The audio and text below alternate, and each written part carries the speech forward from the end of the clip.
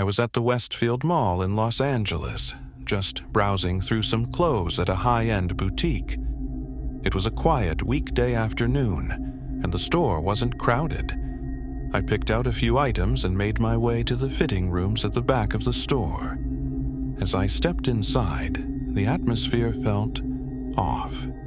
The lights flickered slightly, and I could hear a faint, almost imperceptible whispering, like someone murmuring just beyond my range of hearing. I shook it off, assuming it was just the air vents or my imagination playing tricks on me. I tried on the first dress and glanced at myself in the mirror.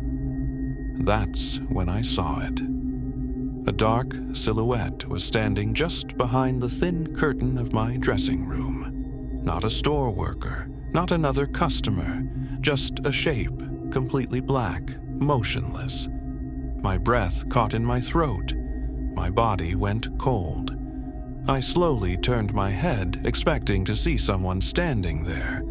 But the second I did, the shadow was gone. The curtain hadn't moved, and I hadn't heard any footsteps.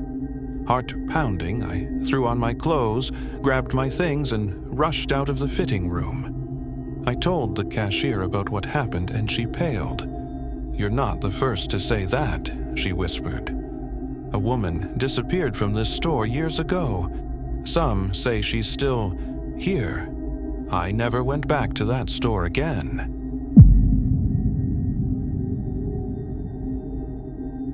I worked at a mall in London, at a high-end fashion store. My shift usually ended late, meaning I had to help close up the store after hours. One night, as we were finishing up, I was in charge of tidying the display mannequins at the front of the store. They were all dressed in new arrivals, positioned perfectly in eerie stillness. I turned away for just a second to grab a folded sweater from the table behind me. When I turned back, one of the mannequins had moved. It wasn't in the same position anymore. Its head was tilted. Its arms were bent slightly in a different way, as if it had just adjusted itself. I froze. My brain tried to rationalize it. Maybe my coworkers had bumped into it. But no one was nearby. I laughed nervously and fixed its posture, returning it to its original pose. I turned again. This time, I felt a rush of cold air, even though the store was warm. A shiver crawled down my spine. When I looked at the mannequin again, its head was facing directly at me. I ran. The next day, my manager casually mentioned something disturbing. "That mannequin?" he said. "We had to get rid of the last one in that spot. Employees kept saying they saw it move."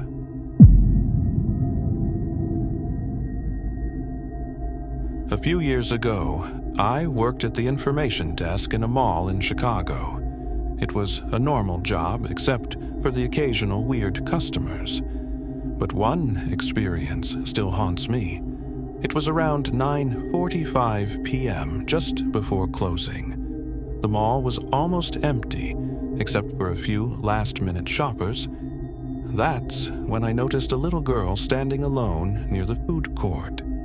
She looked about 6 or 7, with long brown hair and a little pink jacket.